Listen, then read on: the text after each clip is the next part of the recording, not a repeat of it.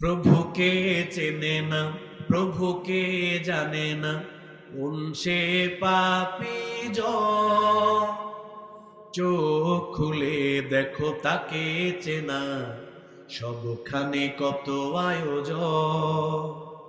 চোখ খুলে দেখো তাকে চেনার, সবখানে কত আয়োজন।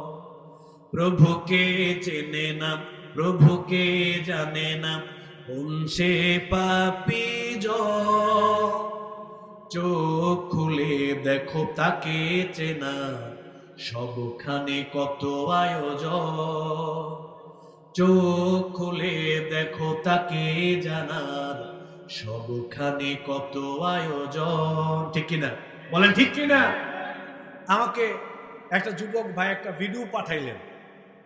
ভিডিওটা হলো, যারা চলচ্চিত্রে অভিনয় করে, খুব ভালো করে শোনেন, যারা চলচ্চিত্রে অভিনয় করে, নাটক করে, সিনেমা করে, এরকম এদেরকে দেখবেন যে বাৎসরিকভাবে পুরস্কার দেওয়া হয়। অভিনয়কে ফার্স্ট হলো, কে সেকেন্ড হলো, এরকম পুরস্কার দেওয়া হয়।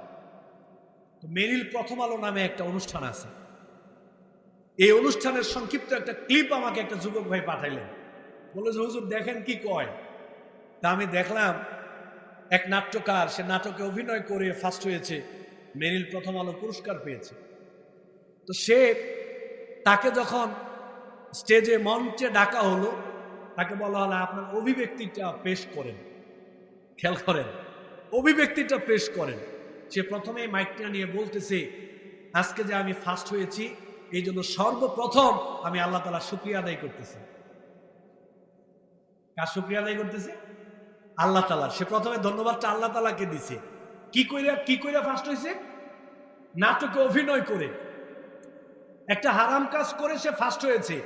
এই ক্রেডিটটা দিতেছে আল্লাহ তাআলার। মানে আল্লাহ তাআলা ওরে গান বাজনায় ফার্স্ট বানাইছে। নাউজুবিল্লাহ।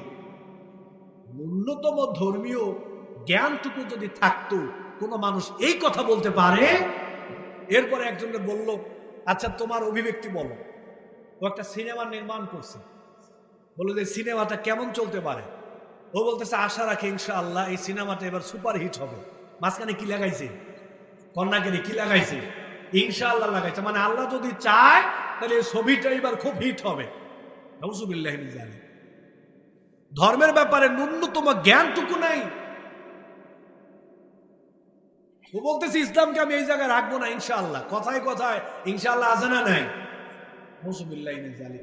ইনশাআল্লাহ হলো বাহ্যিকতা। ইনশাআল্লাহটা কি?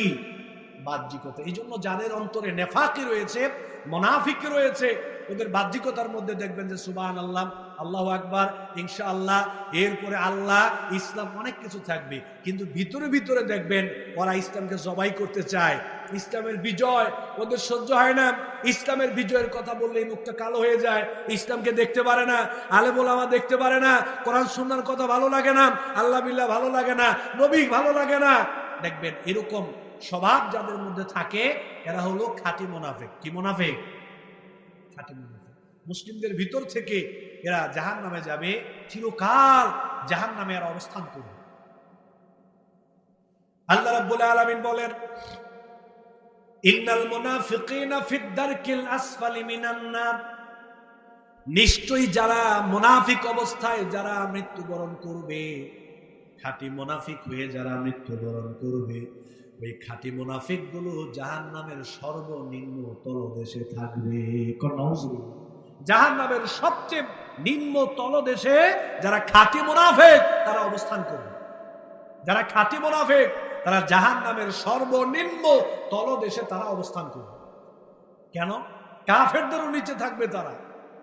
কারণ একজন কাফের ইসলামের ক্ষতি করার জন্য যতটা ভয়ঙ্কর, তার চেয়ে আরো বেশি ভয়ঙ্কর হলো যে লোকটা মুনাফিক। কারণ ও তো সব সময় মুসলিমদের সাথে থাকবে।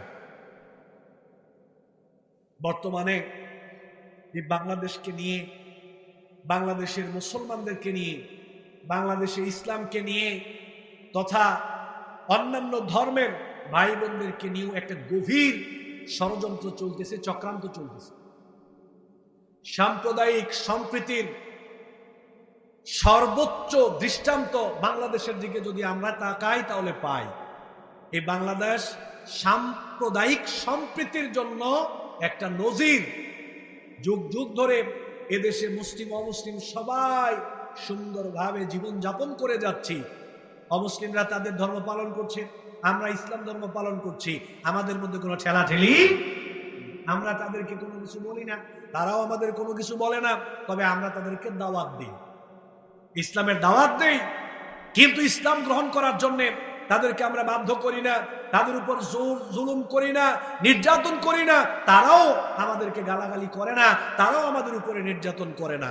এই সাম্প্রদায়িক সম্প্রীতি সুন্দরভাবে বাংলাদেশ চলছিল। কিন্তু আমার মনে হয় কিছু মুনাফিক রয়েছে যারা তাদের স্বার্থের জন্য বাংলাদেশে মুসলিম অমুসলিমদের মধ্যে একটা দাঙ্গার সৃষ্টি করে দিয়ে তারা তাদের স্বার্থ হাসিল করার জন্য এই কাজটা করছে বলে আমার মনে হয়। কারণ অমুসলিম ভাই বোনেরা কখনোই মুসলিমদের উপরে আক্রমণ করবে এরকমটা হতে পারে না। আবার কোন মুসলিম অমুসলিমদের উপরে আক্রমণ করবে এটাও আমি বিশ্বাস করি না। মুনাফিক একটা শক্তি এই কাজটা করেছে। আপনি যদি কোনো অমুসলিম ভাই বোনকে বলেন যে তুমি মূর্তির উপরে গিয়ে কোরআনটা রেখে আসো, আমার বিশ্বাস কোন মুসলিম ভাই বোন এই কাজটা করতে রাজি হবে না। আবার প্রকৃত কোন মুসলিমকে যদি আপনি বলেন ভাই তুমি কোরআনটা মূর্তির পায়ে রাখো, আমি বিশ্বাস করি কোন প্রকৃত মুসলিম এই কাজটা করতে পারবে না। এই কাজটা পারবে কে? যার ভিতরটা ভয়ঙ্কর। বাহ্যিকতাটা ইসলামের জন্য, যার ভিতরটা ভয়ঙ্কর, সে দুনিয়ার স্বার্থের জন্য সেই কাজটা করতে পারবে এবং করেছে বলেও আমার মনে হয়। তৃতীয় অদৃশ্য কোন মুনাফিক শক্তি এই কাজটা করতে পারে। এইটার ফলে এখন বাংলাদেশে হিন্দু ভাই বোনদের ঘর বাড়ি ভাঙা, আগুন লাগিয়ে দেওয়া কারা করেছে আল্লাহ তাআলা জানে, কারা করেছে আল্লাহ তাআলা জানে। তবে এটা কোনো মুসলিমের কাজ হতে পারে? এইটার জের ধরে এখন ভারতের ত্রিপুরায় আপনারা অনলাইন পত্রপত্রিকায় দেখেছেন, আন্তর্জাতিক মিডিয়া অনেক ক্ষেত্রে এটা প্রকাশ করেছে, বাংলাদেশের জাতীয় মিডিয়াও টুকটাক এটাকে প্রকাশ করেছে। ত্রিপুরায় মুসলিমদের অনেক বাড়ি ঘরে আগুন, মসজিদে আগুন লাগিয়ে দিয়েছে। বাংলাদেশের এই জেট ধরে একটা সাম্প্রদায়িক দাঙ্গা সৃষ্টি করার জন্য চেষ্টা চলছে। এখন এই যে মুসলিমদের উপরে যে জুলম, যে নির্যাতন, প্রথম কথা হলো সে অমুসলিম হোক মুসলিম হোক, কারো উপরে জুলুম নির্যাতন এটা ইসলাম সমর্থন করে। তবে আমরা বলবো যারা এই কাজ করছে নিঃসন্দেহে আল্লাহ তাআলা এটা তো প্রকাশ করে দিবেন অবশ্যই, পাশাপাশি আল্লাহ তাআলার পক্ষ থেকে তাদের জন্য আযাব আছে না নাই? কোন আযাব আছে না নাই? আল্লাহ তাআলার পক্ষ থেকে কঠিন আযাব তাদেরকে পাকড়াও করবে। এখন ত্রিপুরায় মুসলিমদের উপরে যে নির্যাতন, আমরা কষ্ট পাচ্ছি, আমাদের খারাপ লাগছে, আমরা ব্যথিত, আমরা দুঃখ প্রকাশ করছি। ভারতের সরকারের কাছে আমরা প্রশাসনের কাছে দাবি জানাচ্ছি ভারতে যাতে করে মুসলিমদের সর্বোচ্চ নিরাপত্তা প্রদান করা হয়। পাশাপাশি বাংলাদেশ সরকারের কাছে আমাদের জোরালো দাবি যাতে করে বাংলাদেশের পক্ষ থেকেও ভারতের মুসলিমদের নিরাপত্তার ব্যাপারে যাতে বিবৃতি দেওয়া হয়। ঠিক কিনা বলেন? ঠিক কিনা বলেন? এটা আমাদের ইমানি দায়িত্ব, এটা আমাদের ইমানি দায়িত্ব। আরেকটা ইমানি দায়িত্ব হলো অমুসলিমদেরকে নিরাপত্তা দেয়া, অমুসলিমদের জন্য নিরাপত্তার ব্যবস্থা করা, যাতে তাদের উপরে কোনো হামলা না হয়, আক্রমণ না হয়, এটাও আমাদের দায়িত্ব। নবী করিম সাল্লাল্লাহু আলাইহি সাল্লাম বলছেন, মাসালুল মুমিনিনা ফি তাওয়াদ্দিহিম ওয়া তারাহুমিহিম ওয়া তাআতুফিহিম কামাসালিল জাসাদ। মুসলিমের বর্ণনা। গোটা দুনিয়াতে যত মুসলিম রয়েছে, মুমিন রয়েছে, সবাই একটা দেহের নেই। কোন সুবহানাল্লাহ। সবাই একটা দেহের নেই।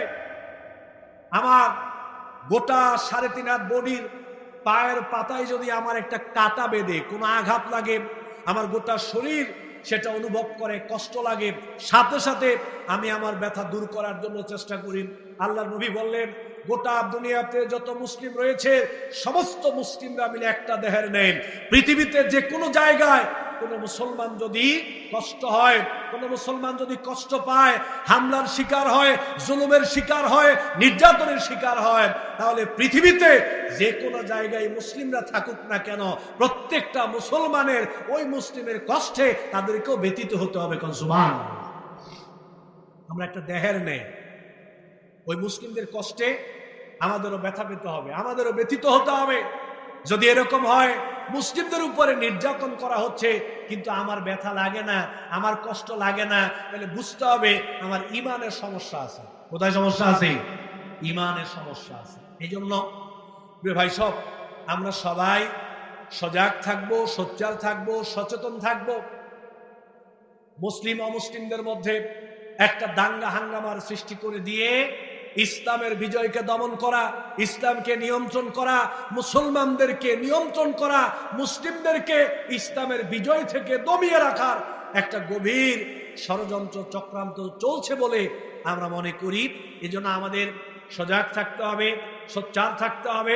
অমুসলিম ভাই বোনদের সাথে সর্বোচ্চ আচার আচরণ আমাদেরকে উপহার দিতে হবে, তাদের সাথে ভালো আচরণ করতে হবে, তাদেরকে দাওয়াত দিতে হবে, তাদের সাথে সুসম্পর্ক রাখতে হবে, মেহমানদারি করতে হবে, আপ্যায়ন করতে হবে, বন্ধুত্ব সুলভ আচরণ করব, সর্বোচ্চ আখলাক আমরা উপহার দেব, তাদেরকে আমরা নিরাপত্তা দেব। আল্লাহ যেন তৌফিক দেন, কোন আমিন। আল্লাহ যেন তৌফিক দেন, কোন আমিন। বাশশিরিল মুনাফিকিনা বিআন্না লাহুম আযাবান আলীমা। যারা মুনাফিক তাদের জন্য কঠিন যন্ত্রণাদায়ক আযাবের সুসংবাদ আল্লাহ রাব্বুল আলামিনের পক্ষ থেকে দেওয়া হয়েছে। একটা হাদিস বর্তমান সময়ের জন্য এত বেশি প্রযোজ্য, এই হাদিস যত বেশি পড়ি প্রিয় ভাই সব, আমাদের আজকের সম্মানিত প্রধান আলোচক সুদূর সিলেট থেকে, চট্টগ্রাম থেকে এসেছেন, আলহামদুলিল্লাহ। ইতিমধ্যে তিনি আমাদের মাঝে এসে উপস্থিত হয়েছেন, বলেন আলহামদুলিল্লাহ। বিশিষ্ট ইসলামী চিন্তাবিদ, মিডিয়া ব্যক্তিত্ব শ্রদ্ধেয় ভাই এম হাসিবুর রহমান হাফিজাহুল্লাহ আমাদের মাঝে তিনি আছেন। কিছুক্ষণের মধ্যেই তিনি আসবেন। তিনি আসলেই আমি আমার আলোচনা ছেড়ে দিব ইনশাআল্লাহ। আপনারা এদিক সেদিক যারা আছেন সুন্দর করে আপনারা বসে যান, প্যান্ডেলের ভিতরে এসে আপনারা বসে যান। একটা হাদিস খুব গুরুত্বপূর্ণ এবং বর্তমান সময়ে এটা কি করে যে মিলে গেছে দেখেন, মিলবেই তো, কারণ নবী করিম সাল্লাল্লাহু আলাইহি সাল্লামের প্রত্যেকটা কথাই তো মিলবে। আল্লাহ রাসূল যেভাবে ভবিষ্যৎবাণী করেছেন আল্লাহর পক্ষ থেকে, প্রত্যেকটা কথা দিবালোকের ন্যায় দেখবেন মিলে যাবে। সেই মুসলিমে আসছে, তাকুনু বাইনা ইয়াদাই সাফিতানুন, তাকুনু বাইনা ইয়াদাই সাফি ফিতানুন কাকিতাইল লাইলিল মুসলিম। ঘোর অন্ধকার এসে যেমনি ভাবে রাত্রিকে আক্রমণ করে, অন্ধকার এসে যখন আলোকে দূরীভূত করে দেয়, আলোকে সরিয়ে দেয়, তখন শুধু অন্ধকার আর অন্ধকার। এই যে এখানে আলো আছে, এখন যদি সমস্ত লাইটগুলোকে আমরা অফ করে দেই, আলো থাকবে না, অন্ধকার চলে আসবে। তখন অন্ধকার চলে আসবে, আর কিছু দেখা যাবে না। নবী করিম সাল্লাল্লাহু আলাইহি সাল্লাম বলছেন, ঘোর অন্ধকারের ন্যায় তোমাদের মধ্যে ফিতনা ফাসাদ প্রকাশিত হচ্ছে। কিয়ামতের পূর্বে ঘোর অন্ধকার রাত্রি নেই, ফিতনা ফাসাদ তোমাদের মধ্যে প্রকাশিত হবে। ইউসবিহু রাজুলু ফিহা মুমিনান ওয়া ইউমসি কাফিরান ওয়া ইউমসি মুমিনান ওয়া ইউসবিহু কাফিরান ইয়াবিউ দীনাহু বিআরাদিন মিনাদ দুনিয়া। নবী করিম সাল্লাল্লাহু আলাইহি সাল্লাম বলছেন, ফিতনা ফাসাদের জামানায় ব্যাপক হারে যখন ফিতনা ফাসাদ প্রকাশিত হবে, তখন একজন ইমানদার সন্ধ্যাবেলায় সে ইমানদার হিসেবে তার সকাল হবে, আবার সকাল হওয়ার আগেই এমন কাজ করবে যে সে কাফের হয়ে যাবে। ইমানদারের কথা বলতেছে আল্লাহ রাসূল। সকালটা হবে ইমানদার অবস্থায়, সন্ধ্যা হবে কাফের অবস্থায়। ঘুম থেকে উঠবে মুমিন অবস্থায়, সকালটা শুরু হবে মুসলিম অবস্থায়, সকালটা শুরু হবে মুমিন অবস্থায়। কিন্তু সন্ধ্যাটা আসতে না আসতেই এমন কিছু কাজ করবেন, কুফরি করবেন, ও আবার কাফের হয়ে যাবে। যুগটা এখন কেমনে কাফের হবে? আল্লাহ রাসূল বলছেন, ইয়াবিউ দীনাহু বিআরাদিন মিনাদ দুনিয়া। এই দুনিয়ার ক্ষমতা, লোভ, লালসা, টাকা পয়সা, পদবি, দুনিয়ার পদোন্নতি, এগুলোর বিনিময়ে সে ইসলামকে বিক্রি করে দিবে, তার দ্বীনকে বিক্রি করে দিবে, সে আল্লাহকে ভুলে যাবে, রাসূলকে ভুলে যাবে, ইসলাম থেকে সে দূরে সরে যাবে। কিসের কারণে?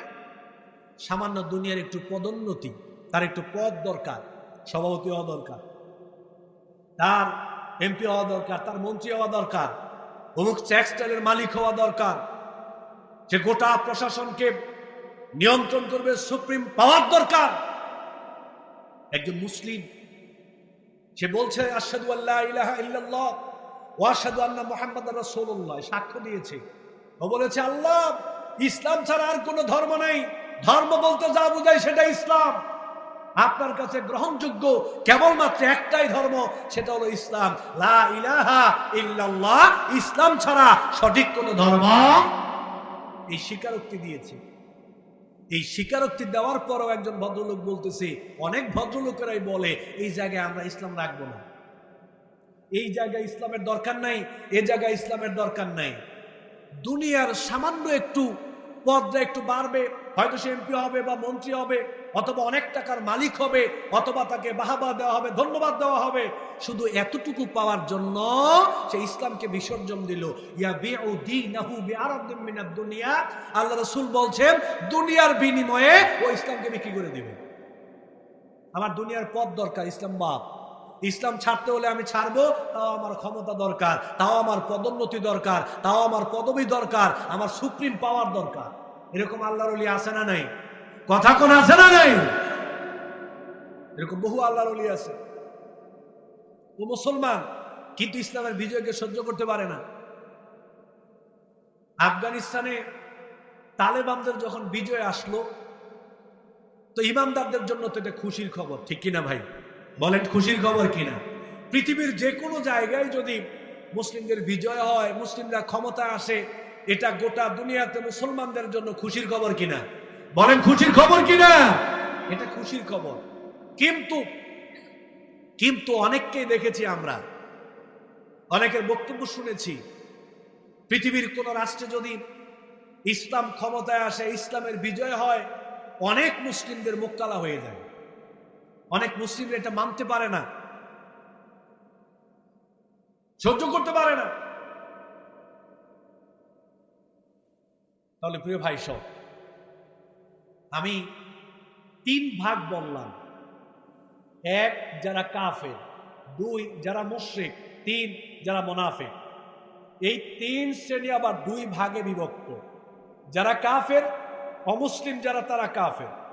পাশাপাশি মুসলিমদের ভিতর থেকে আমরা এমন কিছু মুসলমান আছি যারা বড় বড় কুফরি করার কারণে আমরাও কাফের হয়ে যাচ্ছি। তাইলে অস্বীকারী অমুসলিম কাফের তারা যেরকম চিরস্থায়ী জাহান্নামী হবে, মুসলিমদের ভিতর থেকে যারা কুফরি করে, বড় বড় কুফরি করে কাফের হয়ে মারা যাবে, তারাও চিরস্থায়ী জাহান্নামী হবে। যারা মুশরিক অমুসলিমদের ভিতর থেকে, তারাই অবস্থায় মারা গেলে চিরস্থায়ী জাহান্নামে যাবে।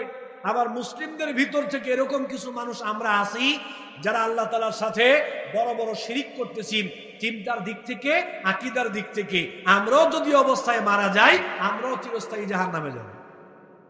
আর মুনাফিক হলো যারা মুসলিম পরিচয়ে অন্তরে ইসলাম বিদ্বেষ লালন পালন করে, যারা আল্লাহ বিল্লাহ সহ্য করে না, ইসলামকে সহ্য করে না, যারা মুসলিমদের বিরোধিতা করে, মুসলিমদের ক্ষতি চায়, যারা মুসলিমদের পরাজয়ে খুশি হয়, কাফেরদের বিজয়ে যারা খুশি হয়, মুসলিমদের পরাজয়ে যারা খুশি হয়, কাফেরদের বিজয়ে যারা খুশি হয়, এরা মুনাফিক। এই অবস্থায় মারা গেলে এরাও চিরস্থায়ী জাহান্নাম। আমাদের দেশে, শুধু আমাদের দেশে না, সারা দুনিয়াতে এরকম মানুষ আছে। দেখবেন মুসলিমদের পরাজয় হলে এরা খুশি হয়, কাফেরদের বিজয়ে এরা আবার খুশি হয়। নাউজুবিল্লাহ। আচ্ছা, এবার সর্বশেষ পয়েন্ট, 4 নাম্বার হলো মোমেন। যারা মোমেন অবস্থায় মারা যাবে, আল্লাহ তাদেরকে জান্নাত দিবেন। ইমানদার অবস্থায় যারা মারা যাবে, আল্লাহ তাদেরকে জান্নাত দিবেন। তবে এটার শ্রেণী হবে 2টা। ইমানদারদের ভিতরে জান্নাতীদের দল হবে 2টা। একটা দল হলো যারা বিনা হিসেবে জান্নাত পাবে, সুবহানাল্লাহ। আল্লাহ যাদেরকে বিনা হিসেবে, বেগাইরে হিসাব, হিসাববিহীন আল্লাহ তাআলা যাদেরকে জান্নাত দিবেন। জানি না আমরা সেই কাতারে পড়ব কিনা, তবে আল্লাহর কাছে দোয়া করি, আল্লাহ আপনি আমাদের সবাইকে বিনা হিসেবে যাদেরকে জান্নাত দিবেন তাদের অন্তর্ভুক্ত করে নিয়েন, বলেন আমিন। কারণ আল্লাহ তাআলা যদি হিসাব নেন, হিসাব দেওয়ার ক্ষমতা পৃথিবীর আমরা কেউ রাখি? নবী করিম সাল্লাল্লাহু আলাইহি সাল্লাম সালাতের পর করে আল্লাহকে বলতেন, আল্লাহুম্মা হাসিবনি হিসাবান ইয়াসীরা, হে আল্লাহ আপনি আমার হিসাবকে সহজ করেন। মা আয়েশা জিজ্ঞেস করলো মাল হিসাবুল ইয়াসির, মা আয়েশা জিজ্ঞেস করলো মাল হিসাবুল ইয়াসির, হে আল্লাহ রাসূল সহজ হিসাব মানে কি? আপনি দেখি প্রায় সালাতের পরে আল্লাহর কাছে বলেন আল্লাহুম্মা হাসিবনি হিসাবান ইয়াসীরা, হে আল্লাহ আপনি আমার হিসাবকে সহজ করেন। প্রায় সালাতের পরে আপনি এই আল্লাহ তাআলার কাছে এই দোয়াটা করেন। হে আল্লাহ রাসূল সহজ হিসাব মানে কি আপনি একটু বলেন, আমরা শুনি। আল্লাহর নবী বললেন আয়েশা শোনো, এই পৃথিবীর কোন মানুষকে যদি আল্লাহ তাআলা কোনো ব্যাপারে জিজ্ঞাসা করেন এই কাজটা তুমি কেন করলা আর এই কাজটা তুমি কেন করলা না, কোন বিষয়ে যদি আল্লাহ তাআলা কাউকে কোনো প্রশ্ন করেন নিশ্চিত তুমি জেনে রাখো ওই মানুষটা ধ্বংস হয়ে যাবে। কোনো ব্যাপারে যদি জিজ্ঞাসা করে এটা করলি না কেন, এটা করলি কেন, এই প্রশ্নের জবাব দেওয়ার ক্ষমতা নাই। আল্লাহ যদি এরকম কাউকে কোনো প্রশ্ন দিয়ে আটকান ও ব্যক্তি ধ্বংস হয়ে যাবে, জান্নাতে যেতে। সহজ হিসাব মানে হলো আল্লাহ তাআলা ইমানদার নর নারীদেরকে পর্দার আড়ালে নিয়ে যাবেন। পর্দার আড়ালে নিয়ে গিয়ে আল্লাহ তাআলা বলবেন বান্দারে দুনিয়ার জীবনে অপরাধগুলো করেছিলে কিনা বল।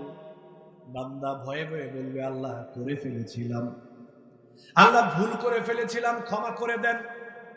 আল্লাহ রাব্বুল আলামিন বলবে বান্দারে দুনিয়ার জীবনে অপরাধ তুমি করেছিলে, আমি তোমার অপরাধগুলোকে ঢেকে রেখেছিলাম, প্রকাশ হতে দেই নাই। যাও তুমি যেহেতু তোমার অপরাধের স্বীকার করেছো আমি আল্লাহ তাআলা আজকে তোমাকে মাফ করে দিলাম। সুবহানাল্লাহ, যাও মাফ করে দিলাম, যাও জান্নাতে চলে যাও, মাফ করে দিলাম, যাও। আল্লাহ রাসূল বলেন আয়েশা শোনো, কোন ব্যক্তিকে প্রশ্ন করা ছাড়া আল্লাহ রাব্বুল আলামিন যদি ক্ষমা করে দেন এটাই হলো সহজ হিসাব। তার মানে আমাদেরকে প্রত্যেকটা সময় সালাতের পরে আল্লাহকে বলতে হবে আল্লাহুম্মা হাসিবনি হিসাবান ইয়াসীরা, হে আল্লাহ আপনি আমার হিসাবকে সহজ করেন, আল্লাহ আমাদের হিসাবকে সহজ করেন। তার মানে হলো হিসাব ছাড়াই আল্লাহ তাআলা আপনি আমাদেরকে জান্নাত দিয়ে দেন। কোন আমিন। এই দোয়া প্রতিনিয়ত আল্লাহ তাআলার কাছে আপনাকে আমাকে করতে হবে, তাহলে বিনা হিসেবে আল্লাহ তাআলা অনেককে জান্নাত দিয়ে দিবেন। আরেক প্রকার মোমেন হলো আপনার মতো আমার মতো গুনাহগার মোমেন, পাপী মোমেন, যাদের জীবনে গুনাহ আছে, যাদের জীবনে কি আছে, গুনাহ আছে, তবে ঈমানটা ঠিক ছিল। আমি কুফরি করি নাই, আমি শিরিক করি নাই, আমার অন্তরে নেফাকি ছিল না, তবে আমার জীবনে গুনাহ আছে। ঈমান বিশুদ্ধ ছিল, আমার জীবনে গুনাহ আছে, আল্লাহ তাআলা আমাকেও জান্নাত দিবেন। কোন সুবহানাল্লাহ। আমার পাপের পরিমাণ, গুনাহের পরিমাণ, শাস্তি পাওয়ার পরে একদিন না একদিন আল্লাহ তাআলা আমার ঈমানের মর্যাদার কারণে আমাকে জান্নাত দিবেন। অনেকে মনে করে, শোনেন একটা আকীদার ব্যাপার বলি, অনেকে মনে করে কেউ যদি একবার জাহান্নামে ঢুকে তাহলে আল্লাহ তাআলা ওরে আর জাহান্নাম থেকে বের করবে না, এটা অনেকে মনে করে। আচ্ছা আপনারা এখানে অনেক আলেম ওলামা আছেন, আমি আপনাদের থেকে অনেক জ্ঞানে কম, অভিজ্ঞতা আমার কম। আমি আপনাদেরকে জিজ্ঞাসা করি জাহান্নামে ঢুকলে যদি আল্লাহ তাআলা আর বের না করে, যারা মুশরিক তাদেরকে আল্লাহ আর জাহান্নাম থেকে বের করবে না, তারা চিরকাল জাহান্নামে থাকবে। যারা কাফের অবস্থায় মারা যাবে তারা চিরকাল জাহান্নামে থাকবে, মুনাফিক অবস্থায় মারা যাবে চিরকাল জাহান্নামে থাকবে। কিন্তু পাপী মুসলিম, শিরিক করে নাই, কুফরি করে নাই, নেফাকি নাই, এরকম পাপী কোন মুসলিম যদি তার গুনাহের কারণে জাহান্নামে যায় তাহলে সে আর জাহান্নাম থেকে বের হবে না, আল্লাহ তাকে জান্নাত দিবেন না, এরকমটা অনেকে মনে করে থাকে। পাপী মুসলিমকে যদি আল্লাহ তাআলা জান্নাত না দেন, তা নবী করিম সাল্লাল্লাহু আলাইহি সাল্লাম সুপারিশ করবেন কাদের জন্য বলেন? শাফাত করবেন কাদের জন্য? যাদেরকে আল্লাহ তাআলা জান্নাত দিয়ে দিয়েছেন ওদের জন্য তো শাফাতের দরকার নাই। শাফাত তো ওই ব্যক্তির জন্য যে বিপদে পড়বে, সুপারিশ তো ওই মানুষের জন্য যে বিপদে পড়বে। যারা বিপদে পড়বে গুনাহের কারণে জান্নাতে যেতে পারছে না তবে ঈমান ঠিক আছে, এদের জন্য নবী করিম সাল্লাল্লাহু আলাইহি সাল্লামকে আল্লাহ তাআলা সুপারিশ করার পারমিশন দিবেন, আল্লাহ রাসূল সুপারিশ করবেন, এরপরে আল্লাহ তাআলা ওদেরকে জান্নাত দিবেন। সুবহানাল্লাহ। সহিহ বুখারীতে আসছে, আল্লাহ নবী বলেন, মা মিন আবদিন ক্বালা লা ইলাহা ইল্লাল্লাহ সুম্মা মাতা আলা যালিকা ইল্লা দাখালাল জান্নাহ। আল্লাহ রাসূল বললেন, যে ব্যক্তি এই কথার স্বীকৃতি দিবে আল্লাহ ছাড়া সত্য কোনো ইলাহা নাই, আল্লাহ ছাড়া সত্য কোনো মাবুদ নাই, এই কথার স্বীকৃতি দিয়ে এই কথার উপরে যারা মৃত্যুবরণ করতে পারবে, আল্লাহর নবী বললেন ওই মানুষটাকে আল্লাহ রাব্বুল আলামিন জান্নাত দিবেন। সুবহানাল্লাহ। কেউ যদি বলে আল্লাহ আপনি ছাড়া আর কোনো সত্য ইলাহ নাই, সত্য মাবুদ নাই, আল্লাহর সাথে শরীক করে না, এই অবস্থায় এই স্বীকৃতির উপরে যদি কেউ মারা যায় তাকে আল্লাহ জান্নাত দিবেন। দেখেন আবু যর রাদিয়াল্লাহু তাআলা আনহু বললেন, কুলতু ওয়াইন জানা ওয়াইন সারাকা, হাদিস কিন্তু সহিহ বুখারীতে বলছি, কুলতু ওয়াইন জানা ওয়াইন সারাকা, ও যদি চুরি করে জেনা করে তাহলেও কি আল্লাহ তাকে জান্নাত দিবেন? আল্লাহ রাসূল বললেন নাম। ক্বালা ওয়াইন জানা ওয়াইন সারাকা, ওর জীবনে যদি চুরির গুনাহ থাকে, জেনার গুনাহ থাকে, তাহলে এই চুরির জেনার পাপের পরিমাণ শাস্তি পাওয়ার পরে হলেও আল্লাহ তাকে অবশ্যই জান্নাত দিবেন। সুবহানাল্লাহ। আবার বললেন কুলতু ওয়াইন জানা ওয়াইন সারাকা, ও যদি চুরি করে জেনা করে তাহলেও কি আল্লাহ জান্নাত দিবেন? নাম। ক্বালা ওয়াইন জানা ওয়াইন সারাকা, ও যদি চুরি করে জেনা করে এরপরেও যদি ঈমানের উপর মরতে পারে আল্লাহ তাকে জান্নাত দিবেন। তিনি আবার পাল্টা বললেন কুলতু ওয়াইন জানা ওয়াইন সারাকা, ও যদি চুরি করে জেনা করে তারপরেও কি আল্লাহ তাকে জান্নাত দিবেন? আল্লাহ রাসূলের নাম। ক্বালা ওয়াইন জানা ওয়াইন সারাকা, ও যদি চুরি করে জেনা করে, তার জীবনে যদি চুরির গুনাহ থাকে, জেনার গুনাহ থাকে, তারপরেও যদি সে ঈমানের উপর মরতে পারে, তার পাপের পরিমাণ শাস্তি পাওয়ার পরে হলেও আল্লাহ তাআলা ঈমানের মর্যাদার কারণে অবশ্যই আল্লাহ তাকে জান্নাত দিবেন। কোন সুবহানাল্লাহ। তবে একটা কন্ডিশন আছে, একটা শর্ত আছে, লা তুশরিক বিল্লাহ, আল্লাহর সাথে কাউকে শরীক করা যাবে, আল্লাহর সাথে কাউকে শরীক করা যাবে না। যারা আল্লাহর সাথে শরীক করবে আল্লাহ তাআলা তাদেরকে জান্নাত দিবেন না। হারামাল্লাহু আলাইহিন নার, এদের জন্য জান্নাত হারাম। আমি আল্লাহর সাথে কাউকে শরীক করি নাই, আমার জীবনে কুফরি নাই, নেফাকি নাই, তবে অনেক গুনাহের কাজ আমি করেছি। আমি যদি তাওবা ছাড়া মারা যাই, আশা রাখি আল্লাহ তাআলা আমাকে পাপের পরিমাণ সাজা পাওয়ার পরে হলো জান্নাত একদিন দিবেন ইনশাআল্লাহ। বলেন ইনশাআল্লাহ। তার মানে কি এখন থেকে যেমনি খুশি এমনি চলবেন? অনেকে কয় কালেমা যেহেতু পড়ছি জান্নাত আল্লাহ একদিন না একদিন দিবে। ও ভাই, ও ভাই, এত সহজ না, এত সহজ না। এই পৃথিবীতে কোনো মানুষ নাই একটা মিনিটের জন্য জাহান্নামের আগুন সহ্য করতে পারে। দুনিয়াতে কারোরই এরকম ক্ষমতা, কত হাজার হাজার বছর জাহান্নামের আগুনে আপনাকে আমাকে জ্বলতে হবে। নবী করিম সাল্লাল্লাহু আলাইহি সাল্লাম, কুন্না জুলুসান ইনদা নবী সাল্লাল্লাহু আলাইহি সাল্লাম ইদ সুমিআ ওয়াজবাতান, আল্লাহ রাসূলের কাছে আমরা বসা ছিলাম, হঠাৎ করে একটা বিকট আওয়াজ হলো। সাহাবায়ে কেরামকে আল্লাহ রাসূল জিজ্ঞেস করলেন, হাল তারাউনা মা হাযা, তোমরা কি জানো এটা কিসের আওয়াজ হলো? সাহাবায়ে কেরাম বললেন, হে আল্লাহর রাসূল, না আমরা জানি না, বলে দেন। নবী করিম সাল্লাল্লাহু আলাইহি সাল্লাম বললেন যে এটা হলো একটা পাথর, এটা হলো একটা পাথর। 70 বছর আগে জাহান্নামের উপর প্রান্ত থেকে একটা পাথরকে নিচের প্রান্তে নিক্ষেপ করা হয়েছে। রমিয়া শব্দ ইউজ করা হয়েছে। রামিয়ন মানে হলো নিক্ষেপ করা। একটু আমার দিকে তাকান। উপর থেকে আমি কোনো কিছু এমনি ছেড়ে দিলাম, এটা হলো একটা, আরেকটা হলো আমি নিক্ষেপ করলাম। তাহলে ছেড়ে দেওয়ার স্পিড আর নিক্ষেপ করার স্পিড দুইটা কি এক হবে? বলেন দুইটা এক হবে? জাহান্নামের উপর প্রান্ত থেকে নিচের প্রান্তে ফেরেশতা পাথর ঢিল মেরে নিক্ষেপ করেছেন। 70 বছর এটা শুধু নিচেই গেছে, ওইটা শুধু নিচেই গেছে। এখন 70 বছর পূর্ণ হওয়ার পরে এই পাথরটা জাহান্নামের সর্বনিম্ন তলদেশে গিয়ে এখন পৌঁছেছে। আল্লাহ, এই জাহান্নামে কার ক্ষমতা আছে? কার ক্ষমতা আছে এই জাহান্নামের আযাব ভোগ করতে পারবে?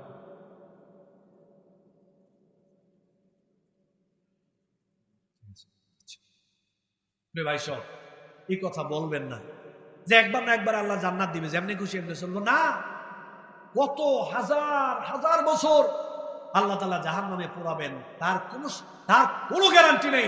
কত হাজার হাজার বছর, তার কোনো হিসাব নাই। এরকম সময় জাহান্নামের আগুনে আপনাকে আমাকে জ্বলতে হবে।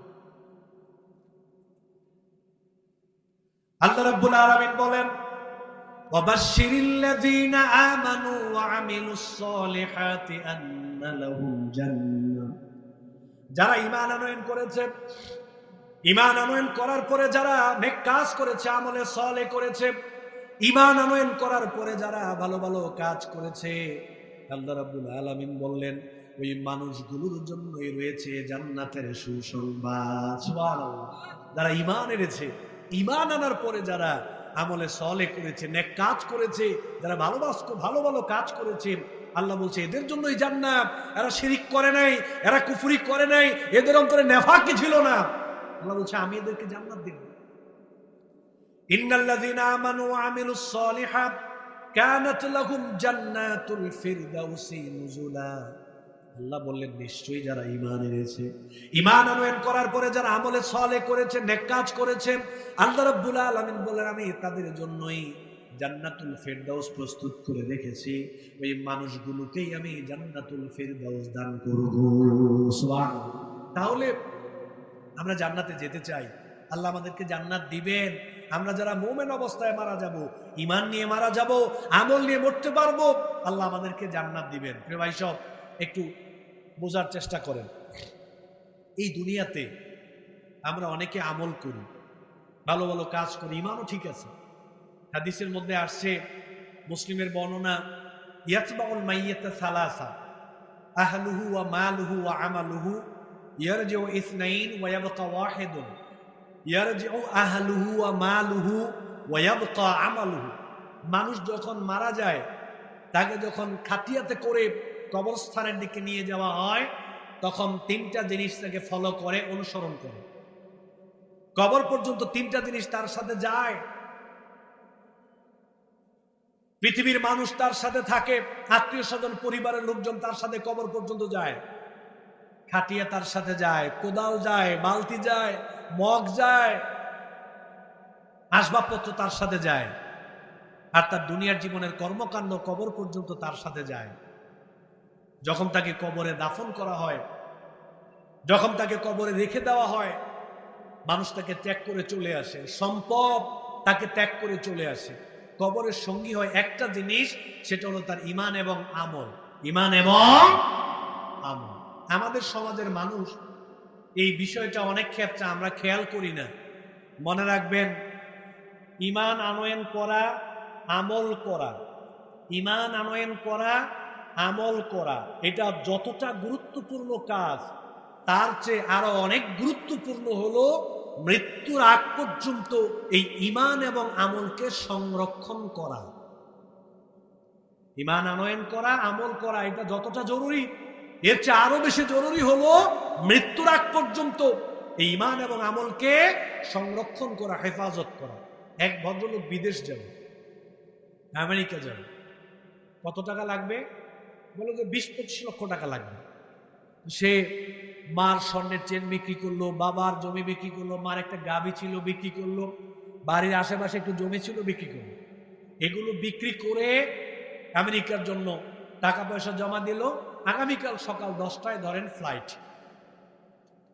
বাড়ি থেকে ফজরের নামাজ পড়ে বের হলো, সবার কাছ থেকে বিদায় নিয়েছে, মাফ করে দিবেন, ক্ষমা করে দিবেন, আমেরিকা যাচ্ছি, বেঁচে থাকলে দেখা হবে। উনি এয়ারপোর্ট যাওয়ার পরে ওনার যত প্রয়োজনীয় পাসপোর্ট সহকারে, ভিসা সহকারে যত কাগজপত্র ছিল সব ছিনতাই হয়ে গেছে। ছিনতাইকারীরা এগুলোকে নিয়ে আগুনে পুড়িয়ে ফেলেছে। এখন কি এই টাইমে এই ফ্লাইটে উনি আমেরিকা যেতে পারবে? না, যেতে পারবে না। কারণ উনি 20-25 লক্ষ টাকা দিয়ে আমেরিকা যাওয়ার জন্য যেই প্রয়োজনীয় কাগজপত্র সংরক্ষণ করেছিল, জোগাড় করেছিল, ব্যবস্থা করেছিল, ওইগুলো তিনি আর সংরক্ষণ করতে পারে। ক্যান্সেল, বিদেশ ক্যান্সেল। 60-70 বছর, 80 বছর ইবাদত করেছি, আমি শিরিক করি নাই, আমি কুফরি করি নাই, আমার জীবনে নেফাকি ছিল না, অনেক আমল করেছি, কিন্তু মৃত্যুর পূর্বে এমন কিছু কাজ করছি, ইমানও নষ্ট হয়ে গেল, আমলও নষ্ট হয়ে গেল।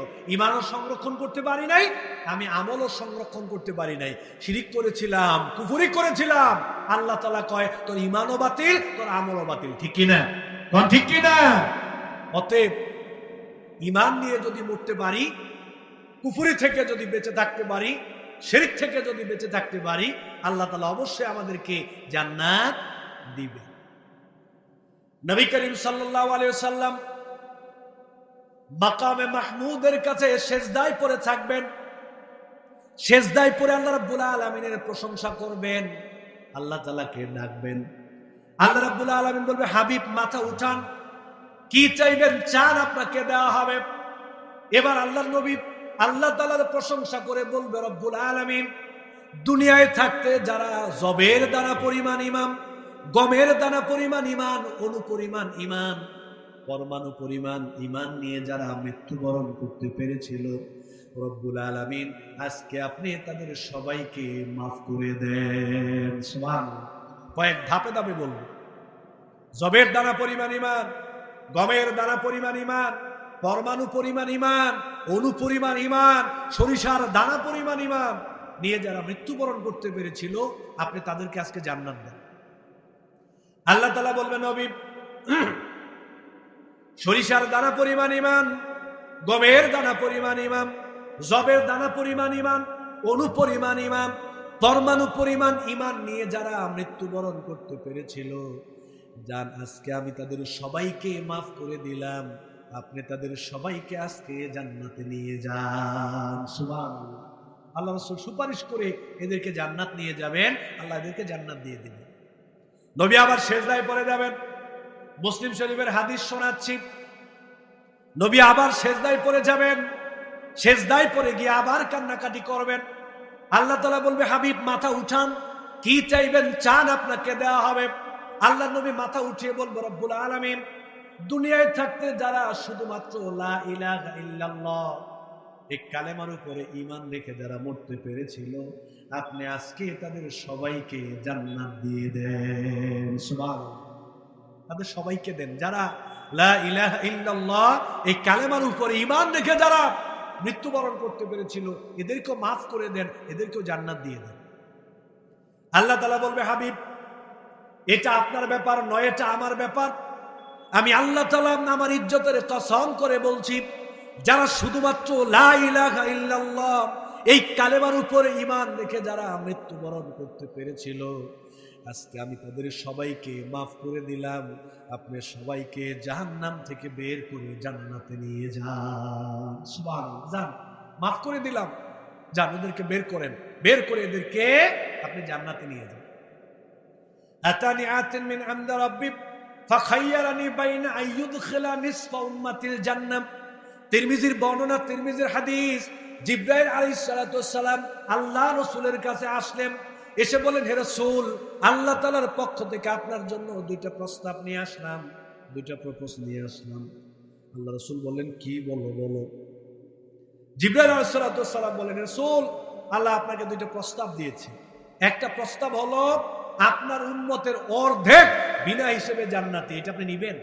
অর্ধেক বিনা হিসেবে আল্লাহ তাআলা জান্নাত দিয়ে দিবেন, এটা নিবেন কিনা? কিন্তু আরেকটা কি বলে, আরেকটা হলো আপনি পরকালে শাফাত করতে পারবেন, সুপারিশ করতে পারবেন। এই ক্ষমতা আল্লাহ তাআলা পরকালে আপনাকে দেবেন। কোনটা নিবেন? কোন? আল্লাহ রাসূল বললেন, ফাখতাতুস শাফাআ, আমি শাফাতকে চুজ করলাম। কারণ আল্লাহ যদি পরকালে সুপারিশ করার ক্ষমতা দেয়, চাইলে অর্ধেকের চেয়ে বেশি নেওয়ার সম্ভাবনা আছে না নাই? কোন আছে না নাই? নবী বলেন, আমি শাফাতকে চুজ করলাম। এই শাফাত করতেছি অনুপরিমাণ ঈমান, পরমাণু পরিমাণ ঈমান, জবের দানা পরিমাণ ঈমান, গমের দানা পরিমাণ ঈমান, সরিষার দানা পরিমাণ ঈমান, কালেমার প্রতি বিশ্বাস রেখে যদি মৃত্যুবরণ করতে পারে, নবী তাদের জন্য সুপারিশ করবেন। আল্লাহ নবীর সুপারিশের মাধ্যমে তাদেরকে জান্নাত দিবেন। নবী বললেন, তবে একটা শর্ত আছে, আমার সুপারিশ যদি পাইতে চাও উম্মত শোনো, আমার উম্মতেরা শোনো, সরিষার দানা পরিমাণ ঈমান, গমের দানা পরিমাণ ঈমান, জবের দানা পরিমাণ ঈমান, পরমাণু পরিমাণ ঈমান, অণু পরিমাণ ঈমান কালেমার প্রতি ঈমান নিয়ে মরতে পারলে আমি নবীর সুপারিশ তোমার কপালে জুটবে। তবে খবরদার, ওয়াহিয়া লিমান মাতাম লা ইউশরিকু বিল্লাহি শাইআ, শিরিক করে তাওবা ছাড়া যদি মারা যাও, আমি নবী তোমার জন্য কোনোদিন সুপারিশ করব। তাইলে সবাই তো চাই আল্লাহ রাসূল আমার জন্য সুপারিশ করুক, শাফাত করুক, চাই কি চাই না? বলেন চাই কি না? সবাই চাই। তবে আমরা যারা শিরিক করি, নবী বলছে এদের জন্য আমি সুপারিশ করব। এবার কম তো, এদেশে আমরা যারা মুসলমান আছি বর্তমান সময়ে আমাদের ভিতরে শিরিক কম না বেশি? কারণ বর্তমানে শিরিক কম না বেশি? অভাব নেই, রমদে রমদে শিরিক চলতেছে। ডক্টর আবুল কালাম আজাদ বাসার ভাই একটা মাহফিলে বলছিলেন, কয় বর্তমানে বাংলাদেশে শিরকের বন্যা চলতেছে। বন্যা যখন হয় তখন তো সব এলাকা তলিয়ে যায়, চারদিকে তাকাইলে কি দেখা যায়? বলেন শুধু কি দেখা যায়? পানি আর পানি। বাসার ভাই বললেন যে বর্তমানে বাংলাদেশে শিরকের বন্যা চলতেছে, এমন কোন জায়গা নাই যেই জায়গায় শিরিক নাই। ঠিক কিনা? কোন ঠিক কিনা? সমানে শিরিক চলতেছে এখন।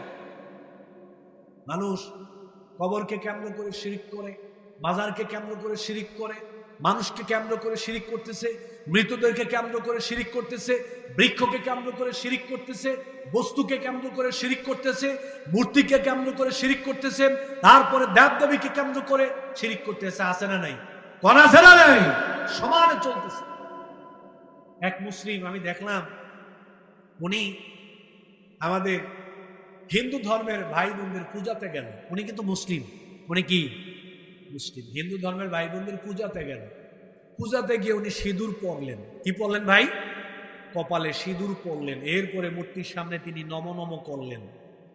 অমুসলিম ভাই বোন যারা, হিন্দু ভাই বোন যারা, এটা ওনারা করতে পারেন, এটা আমাদের অসুবিধা নাই, এটা ওনাদের ধর্মীয় ব্যাপার। কিন্তু কোন মুসলিম এরকম কাজ করতে পারে? যদি কোন মুসলিম এরকম কাজ করে, ও আর মুসলিম থাকতে পারে? আমাদের দেশে তো হয়।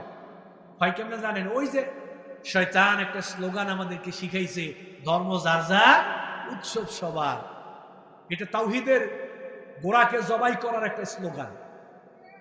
তাওহীদকে জবাই করার জন্য এই স্লোগানটা তৈরি করা হয়েছে, ধর্ম যার যার, উৎসব সবার। না ভাই, ধর্ম যার যার, উৎসবও তার তার।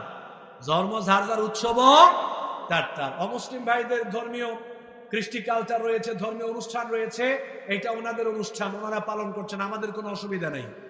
আমরা ওনাদের এই ধর্মীয় অনুষ্ঠানে যেতে পারবো না, আল্লাহ নিষেধ করেছেন। আমাদের ধর্মীয় অনুষ্ঠান, এটা আমাদের জন্য। ওনারা যদি আসেন, ওয়েলকাম, আমরা দিনের দাওয়াত দেব, কিন্তু ওনাদেরকে আমরা বাধ্য করতে পারবো? ধর্ম যার যার, উৎসবও তার তার। ধর্ম যার যার, উৎসবও তার তার। এক বেচারা দেখলাম একটা ভিডিও বানাইছে। বাঙালি এখন পারে, মাশাআল্লাহ, বুদ্ধি। মাঝে মাঝে চিন্তা করি, আল্লাহ যুবকদের ভিতরে আল্লাহ কি পরিমাণ বুদ্ধি দিছে। এক ভিডিও বানাইছে, এক বেটা ধান ক্ষেত দিয়ে সমানে কাটতেছে। ও ধান ক্ষেত দিয়ে সমানে কাটতেছে। তো ক্ষেতের মালিক এসে বলল, ওই বেটা, তুই আমার ক্ষেত্রে ধান কাটতেছিস কেন? ধান তো লাগাইছি কাটার জন্য, এই জন্য কাটতেছি। এটা কাটার জিনিস, কেটে বাড়িতে নিয়ে ধান খাবো, ধান থেকে চাউল করে খাবো, এই জন্য এটা কাটতেছি। কার বেটা, ক্ষেতটা তো আমার। ক্ষেত তোর, তাতে কি হয়েছে? ধান তো লাগাইছিস কাটার জন্য, এই জন্য কাটতেছি। ও বারবার বললো, শোনে না। এ চলে গেছে চেয়ারম্যান সাহেবের কাছে, চেয়ারম্যান সাহেব নিয়ে এসে বললো, দেখেন তো আমার ক্ষেতে সব ধান কাটতেছে। নাই বেটা, তুই ক্ষেতের ধান কাটছ কেন? তুই ক্ষেতের ধান কাটবো না, লাগাইছে তো এটা কাটার জন্য, এই জন্য আমি কাটতেছি। এটা বুঝলাম, ধান কাটতেছিস, কিন্তু ধান ক্ষেতটা তো তোর না, ক্ষেতটা তো আরেকজনের, তুই কাটতেছিস কেন? ওইটা তো ও নিজে কাটবে, ঘরে তো কাটতে কয় নাই। এটা ওর ক্ষেত থাকলে থাকুক, আমার কিছু আসে যায় না। ধান যেহেতু লাগাইছে কাটার জন্য, আমি এটা কাটবো। চেয়ারম্যান সাহেব বারবার ধরছে, বলে না তুই কাটতে পারবি না। পরে বললো, দেখেন চেয়ারম্যান সাহেব, আমি কম দুঃখে তার ধান কাটতে আসিনি, আমার একটা দুঃখ আছে। কয় কি দুঃখ? কয় গতকালকে পূজা গেল, নামাজের সময় ও পূজাতে যায়। আমি ওরে করলাম, কিরে তুই কই যাস? কয় পূজায় যায়। কয় পূজায় যাস মানে? পূজা তো আমিও না, পূজা তো অমুসলিম ভাই বোনদের, এটা তো মুসলিমদের পূজা না। কয় তুই জানোস না ধর্ম যার যার, উৎসব সবার? আমার এই স্লোগান শোনাইয়া ও নামাজ বাদ দিয়া হিন্দু ভাই বোনদের দুর্গা পূজায় চলে গেল। তা আমি এর সবক দেওয়ার জন্য এই কাজটা করলাম। ধর্ম যদি যার যার হয়, উৎসব যদি সবার হয়, তো ক্ষেত যার যার, দান কার? কোন না কেন? ক্ষেত যার যার, দান কার? হে যদি এই কথা কইতে পারে ধর্ম যার যার, উৎসব সবার, আমি এই সূত্র দিয়ে দান কাটতে আইছি, ক্ষেত হের কিন্তু দান সবার। এটা মানবেন? কেউ মানবে এটা? আচ্ছা, আরেকটু নিচে নামি। কোন লোক যদি বলে যে বিয়ে যার যার, বউ কার? বিয়ে যার যার, বউ। এ কথা বললে কেউ মানবে? বলেন মানবে? মানবে না, প্রশ্নই আসে না। ধর্ম যার যার, উৎসব তার তার, উৎসব তার তার। আজকে একটা সমাবেশ হচ্ছে, ওইখানে সমাবেশ হচ্ছে। সমাবেশ হলো আপনার পিতার বিরুদ্ধে। আপনার নাম আব্দুল্লাহ, আপনার বাবার নাম হলো আব্দুর রহমান, আপনার বাবা চেয়ারম্যান।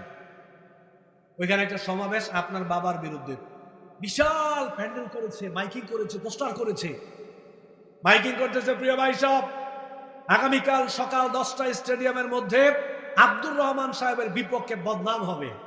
আব্দুর রহমান সাহেবের যত দোষ আছে সব আগামীকালকের প্রোগ্রামে বলা হবে, আপনারা সবাই আমন্ত্রিত।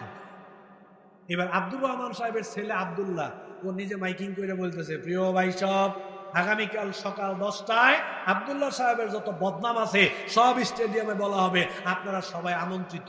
বাবার মাইকিং করতেছে কি? বলা। বাপ যদি এটা শোনে যে আমার বিরুদ্ধে যেই প্রোগ্রাম হবে ওইটার প্রচার করতেছে আমার ফোলা, বাপ কইব তুই যে আমার ফোলা, এটা আমার সন্দেহ আছে যে আসলে আমার ফোলা কিনা। যেই জায়গায় আমার বিরুদ্ধে প্রোগ্রাম হবে ওইটার প্রচার তুই কেমনে করস? আমাদের অবস্থা হলো এইরকম, যেই জায়গায় আমার আল্লাহ তাআলাকে অপমান করা হয়। শিরিক করা মানে কাকে অপমান করা? শিরিক করা মানে কাকে অপমান করা? যেই জায়গায় মূর্তির সামনে মাথা নত করলে, দেব দেবীর সামনে মাথা নত করলে, কবরে মাজারে মাথা নত করলে আল্লাহ তাআলাকে অপমান করা হয়। যেই জায়গায় আল্লাহ তাআলাকে অপমান করা হয় ওই জায়গায় কোনো মুসলমান যেতে পারে? এটা ওনাদের হিসাব, আল্লাহর উপর ছেড়ে দেন। ওনাদেরটা আল্লাহ তাআলা বুঝবে, আমাদের দায়িত্ব আমরা দাওয়াত দেব। কিন্তু কোন মুসলমান এরকম জায়গায় যেতে পারে? খবরদার মুসলমান, সাবধান, খবরদার, সাবধান। অনেকে আবার যুক্তি দেয়, অনেকে আবার যুক্তি দেয় ধর্ম যার যার, উৎসব সবার, এটা শুধু হিন্দু ভাই বোনদের পূজা আসলেই হয়। তাহলে আমরা যে হিন্দু ভাইদের পূজাতে যাই, তাহলে ওনারা আমাদের ধর্মীয় উৎসবে আসে না কেন? ওয়াজ মাহফিলে আসে না কেন? কোরবানির ঈদের সময় ওনারা গরু খায় না কেন? অনেকে এটা বলে। শোনেন, ওনারা যদি আমাদের ধর্মীয় উৎসবে আসে তাহলে কি এই স্লোগানটা বৈধ হয়ে যাবে? আমরা ওনাদের ইয়েতে গেলাম অনুষ্ঠানে, ওনারা আমাদের অনুষ্ঠানে আসলো, এটা কি বৈধ হয়ে যাবে? তাহলে এটা বলেন কেন? ওনারা আমাদের অনুষ্ঠানে 100 বার নয় 1000 বার আসতে পারে, কিন্তু কোন ইমামদার যেই জায়গায় শিরিক হয় এরকম কোন অনুষ্ঠানে কোন মুসলমান একবারের জন্য যেতে পারে? ওনারা আসতে পারে আমাদের থেকে শেখার জন্য, দাওয়াত নেওয়ার জন্য, কিন্তু আমরা ওইখানে যেতে পারি? ওইখানে না, এমনিতে যেতে পারি, ওনাদের বাড়িতে যেতে পারি, আলাদা যেতে পারি দাওয়াত দেওয়ার জন্য, কিন্তু কোন ধর্মীয় উৎসবে কোন মুসলমান সেখানে যেতে পারে? ভাই সব, মানুষ বর্তমানে বিভিন্ন ভাবে শিরিক করতেছে, বিভিন্ন তন্ত্র মন্ত্র মানুষ নিজেরা বানাইয়ে আবিষ্কার করে বর্তমানে শিরিক করতেছে নানান ভাবে। এই জন্য যারা আল্লাহ তাআলার সাথে শরিক করবে এই অবস্থায় তাওবা ছাড়া যদি মারা যায় আল্লাহ জান্নাত দিবে। মজার একটা কথা বলে শোনেন, আমি এটা সব জায়গায় বলি। আমাদের সমাজে এক লোক অনেক ধনী প্রভাবশালী রাজনৈতিক ব্যক্তি, সারা জীবন তিনি শিরকি চেতনার উপরে ছিলেন, শিরকি দর্শনের উপরে ছিলেন, শিরকি আকীদার উপরে তিনি ছিলেন, শিরকি বিশ্বাসের উপরে তিনি ছিলেন। সারা জীবন কবরে সেজদা করেছেন, মৃত ব্যক্তির কাছে চেয়েছেন। এখন যখন তিনি মারা যাবেন, আমরা গিয়ে এগুলো আসতেছে না, আলহামদুলিল্লাহ আমাদের আজকের প্রোগ্রামের সম্মানিত প্রধান আলোচক, প্রধান মেহমান এম হাসিবুর রহমান ভাই আমাদের মাঝে এসে শিখবে, জানবে, আমল করবে, ওই সওয়াবের ভাগীদার হওয়ার নিয়তে এই মাহফিলে আপনারা একটু কিছু দান করবেন।